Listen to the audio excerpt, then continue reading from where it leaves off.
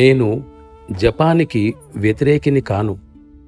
కానీ సాధారణంగా దానిని అనుష్ఠించే విధానాలను నేను అనుమతించను.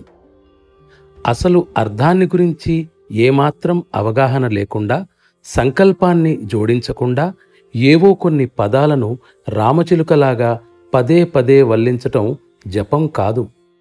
మన విధానంలో కూడా అవసరమైనప్పుడు కొన్ని సమయాలలో జపం చెప్పబడుతుంది. కానీ దాని స్వభావం, చేసే విధానం భిన్నంగా ఉంటాయి. ఉదాహరణకు, సామాన్యంగా చేసే సాధనలో గాయత్రీ జపం అతి ముఖ్యమైన అంశం.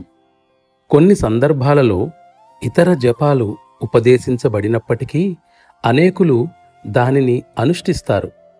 దాన్ని చేయవలసిన విధానం ఈ క్రింది విధంగా ఉంది. అభ్యాసి ధ్యానభావంలో కూర్చుని ఆ మంత్రార్థాన్ని దృష్టిలో పెట్టుకుని మానసికంగా ఆ మంత్రాన్ని 2-3 సార్లు ఉచ్చరించాలి.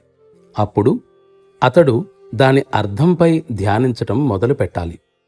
పదాలు సహజంగానే అతడి ఎరుక నుండి వెళ్ళిపోయి భావం మాత్రమే మనస్సులో మిగిలి ఉంటుంది. కొంతకాలం తర్వాత అతడు దానిలో లీనమైనప్పుడు ఆ భావం కూడా అదృశ్యమైపోతుంది. అప్పుడు ఆ ప్రార్థనాభావంలో లీనమై ఉండడం తప్ప మరేదీ ఉండదు.